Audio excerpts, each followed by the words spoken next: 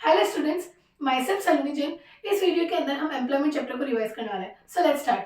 सबसे पहली चीज, वर्कर क्या होता है? वर्कर हम किसको बोलते हैं? Who is engaged in some production activity. ठीक है, कोई भी प्रोडक्शन एक्टिविटी में अगर कोई एंगेज्ड है तो हम उसको वर्कर बोलते हैं। प्रोडक्शन का मतलब क्या होता है? Value addition. तो इन शॉर्ट हम बोल सकते हैं कि वर्कर क्या हुआ? वो सारे लोग जो एंगेज्ड है किसके अंदर? In the process of value addition. अब टाइप्स ऑफ वर्कर्स क्या होते हैं? दो तरह के वर्कर्स है हमारे पास में। एक है हमारे पास में सेल्फ एम्प्लॉयड और दूसरा है हायर्ड। सेल्फ एम्प्लॉयड क्या होते हैं? जो किसी के अंडर काम नहीं करते, जिनका खुद का बिजनेस होता है। या फिर हम समझ सकते हैं जैसे एक फार्मर है तो उसके पास में खुद की लैंड है, वो वहीं पे क्या कर रहा है? फार्मिंग कर रहा है। तो वो क्या हो गया? सेल्फ एम्प्लॉयड हो गया, जो किसी के अंडर भी काम नहीं कर रहा है। ठीक है, जो खुद ओनर है और वही क्या कर रहा है? वहीं पे काम कर रहा है, उसको तो हम बोलते हैं सेल्फ एम्प्लॉयड वर्कर्स। दूसरा होता है हमारे पास में हायर्ड वर्कर्स। हायर्ड वर्कर्स मतलब जो किसी के अंडर काम कर रहा है, ठीक है, जॉब करता है जो, उसको बोलते हैं। अब उसके अंदर दो चीजें आती है, एक आता है कैजुअली हायर्ड वर्कर्स और दूसरा हमारे पास में आता है regular workers. Casually hired workers क्या होते हैं ना? जो फिक्स वेज पे नहीं होते हैं, जो डेली बेसिस पे चलते हैं, मतलब डेली बेसिस पे उनको एम्प्लॉयमेंट मिलती है, उनके पास में कोई किसी भी तरह का सोशल सिक्योरिटी बेनिफिट नहीं होता है। ठीक है, उनका मतलब वो डेली वेजेस पे ही उनको जॉब मिलती है, उसी को हम क्या बोलते हैं? Casually hired workers. एंड दूसरा हमारे पास में होता है रेगुलर वर्कर्स। रेगुलर वर्कर्स क्या होते हैं? पेड एम्प्लॉयज होते हैं, उनको सभी तरह के सोशल सिक्योरिटी बेनिफिट्स भी मिलते हैं, उनको हम बोलते हैं रेगुलर वर्कर्स। इसके बाद में हमारे पास में आता है लेबर सप्लाई। क्या होती है लेबर सप्लाई? का मतलब हो गया लेबर सप्लाई, देखो नाम से ऐसा लगता है कि लेबर की कितनी सप्लाई हो रही है उसको हम बोल सकते हैं, लेकिन ऐसा नहीं है। लेबर सप्लाई का मतलब हमारे पास में ये है कि जो भी लेबर है वो पर्टिकुलर वेज रेट पे कितना काम करने के लिए तैयार है। मतलब जो पर्टिकुलर वेज रेट है उस पे वो लेबर कितने आवर्स काम करने के लिए तैयार है। मतलब कि मेन आवर्स कितने हमें मिल जाएंगे ऑन पर्टिकुलर वेज रेट। ठीक है, इसका लिंक किससे है? वेज रेट से है। अगर आप वेजेस बढ़ा दोगे तो हो सकता है पहले अगर वो 6 घंटे काम कर रहे तो वो 8 घंटे काम करने लग जाएंगे। ठीक है, तो मेन आर सप्लाई की बात हो रही है यहाँ पे। किस किस सप्लाई की बात हो रही है? मैन आवर्स की सप्लाई की बात हो रही है कि एक पर्टिकुलर जो लेबर है वो कितने घंटे काम करने के लिए तैयार है। सेकेंड हमारे पास में आता है लेबर फोर्स। लेबर फोर्स का मतलब क्या हो गया? जो लोग काम कर रहे हैं और जो लोग काम करना चाह रहे हैं पर उन्हें काम मिल नहीं रहा है, दोनों ही लोग लेबर फोर्स के अंदर आ जाएंगे। मतलब who are willing to work and who are working. जो काम कर रहे हैं वो तो डेफिनेटली लेबर फोर्स में आ जाएंगे, लेकिन जो काम करना चाह रहे हैं पर उन्हें काम नहीं मिल रहा है वो भी किस में आ जाएंगे? लेबर फोर्स के अंदर आ जाएगा। इसके बाद में आता है वर्क फोर्स। वर्कफोर्स क्या होता है? जो लोग सच में काम कर रहे हैं, जो लोग एक्चुअली वर्क कर रहे हैं, उनको हम बोलते हैं वर्कफोर्स। ये हम कैसे निकाल लेंगे वर्कफोर्स को? जो ये हमारे पास में लेबर फोर्स ही टोटल है, तो लेबर फोर्स में से हम उन लोगों को माइनस कर देंगे जो लोग काम करना तो चाह रहे हैं पर उनको काम नहीं मिल रहा है, तो हमारे पास में वर्कफोर्स निकल के आ जाएगी। मतलब जो सच में काम कर रहे हैं वो क्या हो गया? वर्कफोर्स। अनएम्प्लॉयमेंट हम कैसे निकालेंगे? अनएम्प्लॉयमेंट क्या हो गया? जितने जो लोग थे, जो हमारे पास में लेबर फोर्स निकल के आया, ठीक है, जो लोग काम कर रहे हैं और करना चाह रहे हैं, टोटल है लेबर फोर्स। इसमें से जो लोग काम कर रहे हैं वो हो गया हमारे पास में वर्क फोर्स, उसको हम माइनस कर लेंगे तो हमारे पास में अनएम्प्लॉयमेंट, जो अनएम्प्लॉयड पीपल है वो निकल जाएगा। अब अगर हमें अनएम्प्लॉयमेंट रेट निकालनी है, अगर हमें इसकी रेट निकालनी है तो वो हम रेट कैसे निकालेंगे? नंबर ऑफ पर्सन अनएम्प्लॉयड जो हमारे पास में है, अब इसको इसका ये जो परसेंटेज आएगा वो किससे आएगा? वो आएगा हमारे पास में लेबर फोर्स से। तो हम उसको यहाँ पे डिवाइड कर देंगे, लेबर फोर्स इंटू 100 परसेंटेज निकालना है तो हम इंटू 100 कर देंगे। ठीक है, ये हमारे पास में आगे रेट निकालने का। लास्ट है हमारे पास में पार्टिसिपेशन रेट। पार्टिसिपेशन रेट क्या होती है? जो भी टोटल पॉपुलेशन उसमें से कितने लोग काम कर रहे हैं, ठीक है, कितने लोग काम में इंगेज है, हम उसको बोलते हैं पार्टिसिपेशन रेट। ये कैसे निकलेगा? पार्टिसिपेशन रेट निकलेगा वर्क फोर्स से, जो लोग काम कर रहे हैं, ठीक है, जो आपका वर्क फोर्स है divided by total population into 100। इससे हमारे पास में क्या आ जाएगी? Participation rate. इसके बाद में हमारे पास में आता है why bulk of workforce in rural areas. Rural areas के अंदर ज्यादा वर्कफोर्स क्यों है? तो आज भी इंडिया के अंदर जो मेजर वर्कफोर्स है वो कहाँ पे? रूरल एरियाज में। क्यों है? क्योंकि एग्रीकल्चर सेक्टर के ऊपर अभी भी बहुत ज्यादा डिपेंडेंसी है। ऑल्दो एग्रीकल्चर सेक्टर के अंदर क्या हो रहा है ना, बहुत ज्यादा डिसगाइज्ड अनएम्प्लॉयमेंट है। ठीक है, उसकी वजह से क्या हो रहा है ना, वहां पे बहुत ज्यादा लोग लगे हुए हैं, ऑल्दो वहां पे उतनी रिक्वायरमेंट नहीं है। ठीक है, तो इसका मेन रीजन क्या है? वर्कफोर्स रूरल एरियाज में ज्यादा क्यों है? इसका मेन रीजन ये है कि अभी भी इंडिया के अंदर बहुत ज्यादा एग्रीकल्चर सेक्टर के ऊपर dependency, high dependency on agriculture sector. ठीक है, इसके बाद में है why is percentage of female workforce low and lower still in urban areas. Female workforce कम क्यों है और अर्बन एरियाज के अंदर ज्यादा कम क्यों है? देखो, फीमेल वर्कफोर्स तो कम है, ठीक है, अब अगर वो कम है तो रूरल एरियाज के अंदर ज्यादा क्यों है? मतलब रूरल एरियाज के अंदर फीमेल वर्कफोर्स ज्यादा देखने को क्यों मिलती है? तो होता क्या है ना, रूरल एरियाज के अंदर पॉवर्टी ज्यादा है, तो क्योंकि पॉवर्टी होती है तो फैमिली इनकम बढ़ाने के लिए जो फीमेल चाइल्ड होती है ना वो बहुत ही कम एज के अंदर ही क्या होता है ना कि वो काम करने के लिए निकल जाती है, फैमिली इनकम को एड ऑन करने के लिए, उसके अंदर कुछ और इनकम ऐड करने के लिए वो क्या करते हैं, वो काम करने के लिए निकल जाते हैं। सेकेंडली वहाँ पे वो लोग ज़्यादा पढ़े लिखे नहीं होते तो उनको जिस भी तरह की जो भी जॉब्स मिलती है वो उसको करने के लिए रेडी हो जाते हैं। इसलिए रूरल एरियाज के अंदर ना due to poverty female workforce ज़्यादा है।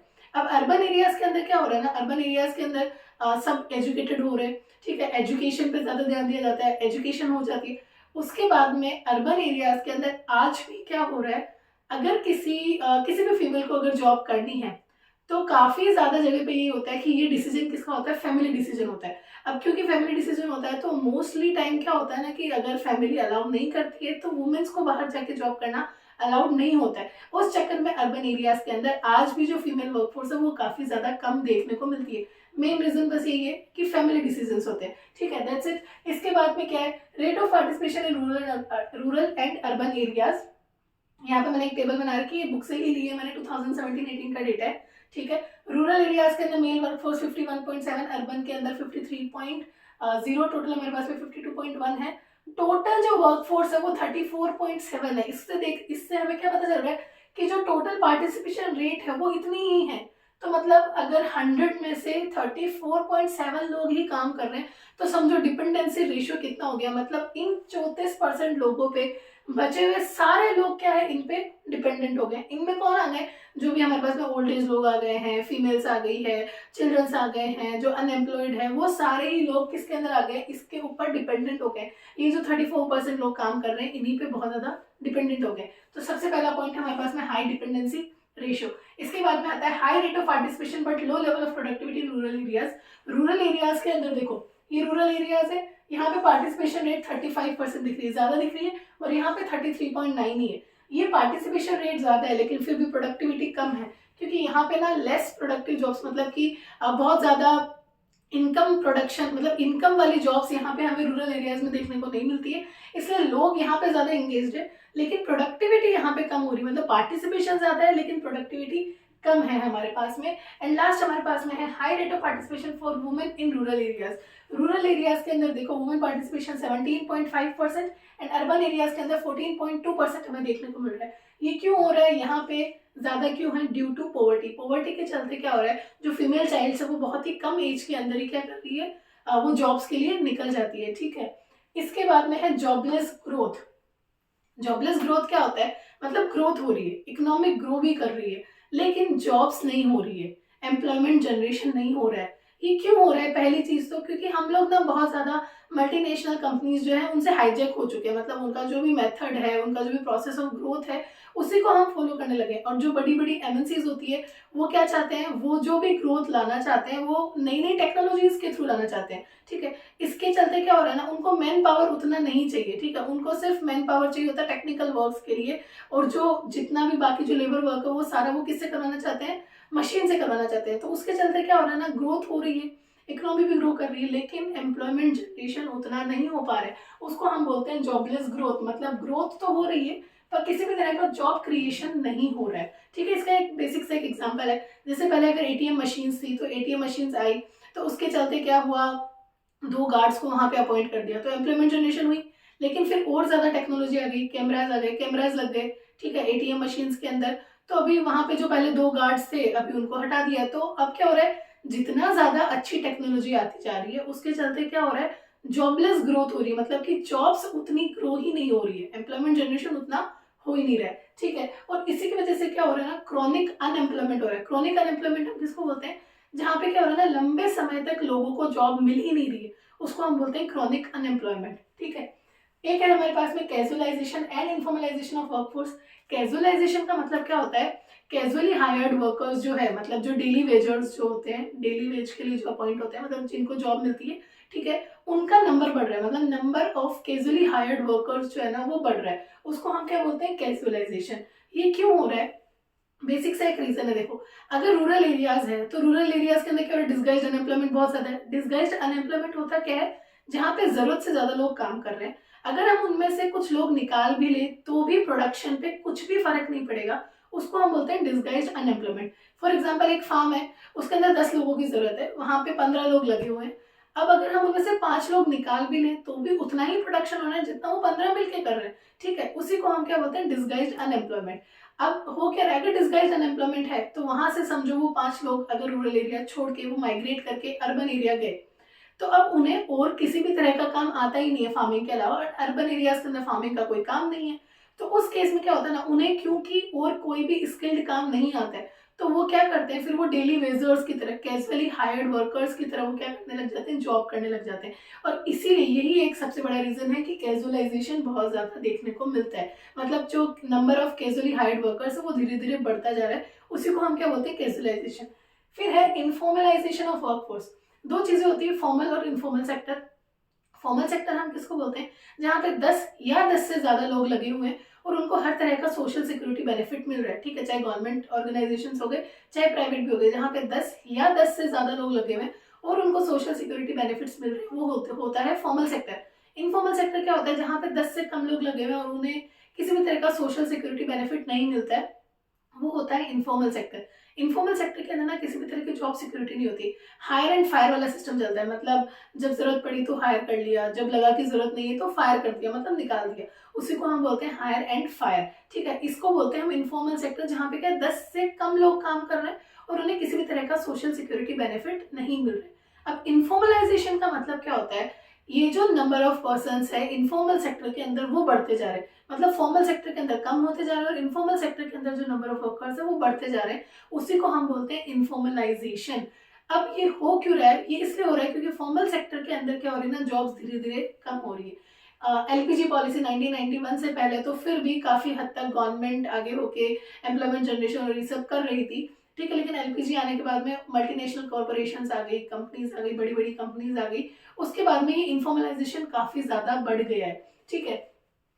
लास्ट है हमारे पास में अनएम्प्लॉयमेंट। अनएम्प्लॉयमेंट क्या होता है, अनएम्प्लॉयमेंट के अंदर देखो दो चीजें हैं, दो लोग होते हैं, दो तरह के लोग होते हैं। एक तो वो जो काम करना चाह रहे हैं और उन्हें काम नहीं मिल रहा है, और दूसरे वो होते हैं जिनको काम मिल रहा है पर वो उस पर्टिकुलर वेज रेट पे काम करना नहीं चाह रहे। मतलब कौन से दो हुए, एक तो वो हो गए जो काम करना चाह रहे हैं, चाहे आप जो भी सैलरी दो वो काम करने के लिए तैयार है, पर उन्हें कहीं पे भी काम नहीं मिल रहा है। और दूसरे वो जो पर्टिकुलर वेज रेट, जैसे आपको जॉब मिल रही है, ठीक है, 30,000 पर मंथ की आपको जॉब मिल रही है, लेकिन आप उस सैलरी पे काम करना नहीं चाह रहे हो, आपको जॉब मिल रही है पर आप कर नहीं रहे हो, आप जानबूझ के काम नहीं कर रहे हो। तो ये जो लोग होते हैं जो वॉलंटरीली काम नहीं कर रहे, वॉलंटरीली अनएम्प्लॉयड है, वो हम अनएम्प्लॉयमेंट के अंदर कंसिडर नहीं करते हैं। मतलब अनएम्प्लॉयमेंट क्या हो गया, सिर्फ वही लोग आएंगे जो पर्टिकुलर वेज रेट पे काम करने को तैयार है, उन्हें काम आता है, वो करने को भी तैयार है, पर उन्हें कहीं पे भी काम नहीं मिल रहा है, वो क्या होते हैं, अनएम्प्लॉयमेंट, ठीक है। उन्हीं को हम क्या बोलेंगे, अनएम्प्लॉयमेंट बोलेंगे। Causes of unemployment in India, उससे पहले हाँ टाइप्स रह गए। टाइप्स ऑफ अनएम्प्लॉयमेंट के अंदर क्या चीजें हैं, दो है हमारे पास में। एक तो डिस्गाइज्ड अनएम्प्लॉयमेंट जो हमने ऑलरेडी डिस्कस कर लिया है। डिस्गाइज्ड अनएम्प्लॉयमेंट क्या होता है, जरूरत से ज्यादा लोग काम कर रहे हैं, उनमें से अगर हमने कुछ लोग निकाल भी दिए तो भी प्रोडक्शन के ऊपर किसी भी तरह का फर्क नहीं पड़ेगा, ठीक है। जैसे जॉइंट फैमिली सिस्टम होता है तो शुरू से उसी एक पर्टिकुलर लैंड पे लगे हुए हैं, और जैसे बेटे होते गए फिर उनके बच्चे हो गए, तो वो सब उस एक पर्टिकुलर लैंड पे ही काम कर रहे हैं, जरूरत से ज्यादा लोग हो गए वहां पे। तो अगर उनमें से हम कुछ निकाल भी ले तो प्रोडक्शन पे कुछ भी फर्क नहीं पड़ेगा, ठीक है। उसी को हम क्या बोलते हैं, डिस्गाइज्ड अनएम्प्लॉयमेंट। दूसरा टाइप ऑफ अनएम्प्लॉयमेंट क्या होता है, वो होता है सीजनल अनएम्प्लॉयमेंट। रूरल एरियाज के अंदर ज्यादा देखने को मिलता है, मतलब कि ऑफ सीजन होता है तो वो जैसे जब जब काम है, ठीक है, जैसे मान लो साल के 3-4 महीने तो काम है उनके पास में, जब उनको फार्मिंग से रिलेटेड कुछ भी काम करने थे, उसके बाद में ना वो 5-7 महीने फ्री ही रहते हैं, उनके पास में किसी भी तरह का काम नहीं होता है, उनका काम सिर्फ सीजन वाइज होता है, तो उसी को हम क्या बोलते हैं, सीजनल अनएम्प्लॉयमेंट, ठीक है। अब है कोजेस ऑफ अनएम्प्लॉयमेंट। अनएम्प्लॉयमेंट क्यों इतना ज्यादा बढ़ रहा है इंडिया के अंदर, पहली बात तो पॉपुलेशन बढ़ रही है, तो ऑब्वियसली उतनी जॉब्स हो ही नहीं रही है, जॉबलेस ग्रोथ हो रही है, तो फिर एम्प्लॉयमेंट जनरेशन आएगा कहाँ से, ठीक है। रैपिड पॉपुलेशन, दूसरा स्लो इकोनॉमिक ग्रोथ, हमारा जो कंट्री है वो काफी स्लो ग्रो कर रहा है, तो जो एम्प्लॉयमेंट के ऊपर एक्सपेंडिचर गवर्नमेंट को करना चाहिए उतना गवर्नमेंट नहीं कर रही है, फिर हम बोल सकते हैं उतना एम्प्लॉयमेंट जनरेशन नहीं हो पा रहा है, ठीक है। इसके अलावा हम बोल सकते हैं एग्रीकल्चर सेक्टर के अंदर सीजनल अनएम्प्लॉयमेंट हमें देखने को मिलता है, डिस्गाइज्ड अनएम्प्लॉयमेंट हमें देखने को मिलता है, ये सारी चीजें। लैक ऑफ इरिगेशन फैसिलिटीज अभी भी उतनी नहीं है, तो उसकी वजह से क्या होता है ना, अभी भी लोग एक ही सिंगल क्रॉपिंग ही कर पाते हैं, मल्टी क्रॉपिंग नहीं कर पाते। मल्टी क्रॉपिंग नहीं कर पाते तो वहां पे भी जो थोड़ी बहुत जॉब अगर क्रिएशन होती तो वो भी नहीं हो पाती है। इसके अलावा हमारे पास में decay of small and cottage industries, इनका डीके मतलब ये खत्म कैसे हो गई small and cottage industries, due to large industries, मतलब लार्ज इंडस्ट्रीज है इनका पूरा बिजनेस ही खत्म होने को आ गया। Limited mobility of live, mobility का मतलब क्या होता है, मूवमेंट, ठीक है। कई बार क्या होता है ना, आपको जॉब मिल रही है पर आपको जॉब काफी दूर मिल रही है, आपके घर से काफी दूर मिल रही है, अब आप उतना दूर जाना नहीं चाह रहे हो। बहुत सारे रीजंस हो सकते हैं, एरिया बहुत अलग है, दूर है, वहाँ की लैंग्वेज अलग है, रिलीजन अलग है, बहुत सारी चीजें होती है, इसलिए क्या होता है ना, लोग जा नहीं पाते। उस केस के अंदर क्या होता है ना, आपको जॉब मिल भी रही थी पर आप सिर्फ इसलिए नहीं जा पा रहे हो क्योंकि वो काफी दूर है और नहीं हो रहा है, ठीक है, सेट नहीं हो रहा है, तो उस चक्कर में भी क्या हो रहा है, अनएम्प्लॉयमेंट बढ़ रहा है। इसके अलावा हमारे पास में है जॉइंट फैमिली सिस्टम, जो हम ऑलरेडी डिस्कस अनएम्प्लॉयमेंट में डिस्कस कर चुके हैं। That's it. इस चैप्टर के अंदर अभी कुछ कंपैरिजन वाले चार्ट्स पेंडिंग है जो मैं नेक्स्ट वीडियो के अंदर कवर करूंगी।